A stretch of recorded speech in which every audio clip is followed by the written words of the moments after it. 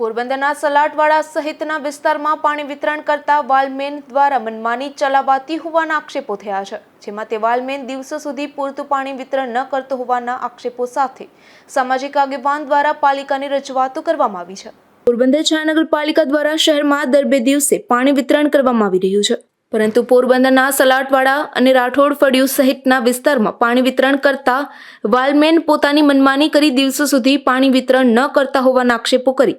સામાજિક આગેવાન દિલીપભાઈ મસરૂ દ્વારા પાલિકાના ચીફ ઓફિસરને રજૂઆત કરવામાં આવી છે। પોરબંદર શહેરના સ્ટેટ લાઇબ્રેરીના ટાંકા ઉપરથી જુદા જુદા વિસ્તારોમાં જે પાણી વિતરણ થાય છે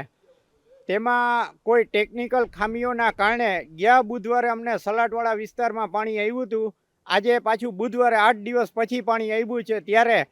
ટાંકા ઉપરનો અંદરનો મુખ્ય વાલમેન પ્રકાશ માવજી આ વિસ્તારની અંદર ખૂબ જ દાદાગીરી અને જોખમી ચલાવે છે અને એના જે સગાવાલાઓ જે વિસ્તારમાં રહે છે અહીંયા 45થી 1 કલાક સુધી પૂરતા પ્રેશરથી પાણી આપે છે। આ પ્રકાશ માવજીની દાદાગીરીને કારણે રાઠોડ ફળિયા અને સલાટવાડા વિસ્તારની અંદર પાણી બિલકુલ આપતો નથી અને ખૂબ જ માથાભારે અને વગ ધરાવતો આ પ્રકાશ માવજીની આ બાબતની મેં રજૂઆત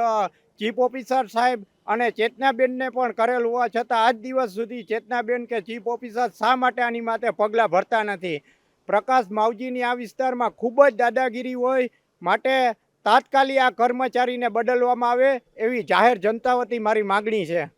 જોકે આ વાલમેનની દાદાગીરીને લઈ સ્થાનિક સામાજિક આગેવાનો દ્વારા અગાઉ પણ પાલિકાને રજૂઆત કરવામાં આવી હતી, તેમ છતાં પાલિકાના તંત્ર દ્વારા વાલમેન સામે કોઈ પણ કાર્યવાહી ન કરવાના પણ આક્ષેપો કરવામાં આવ્યા છે। અશોક થાનકી, ગુજરાત ન્યૂઝ, પોરબંદર।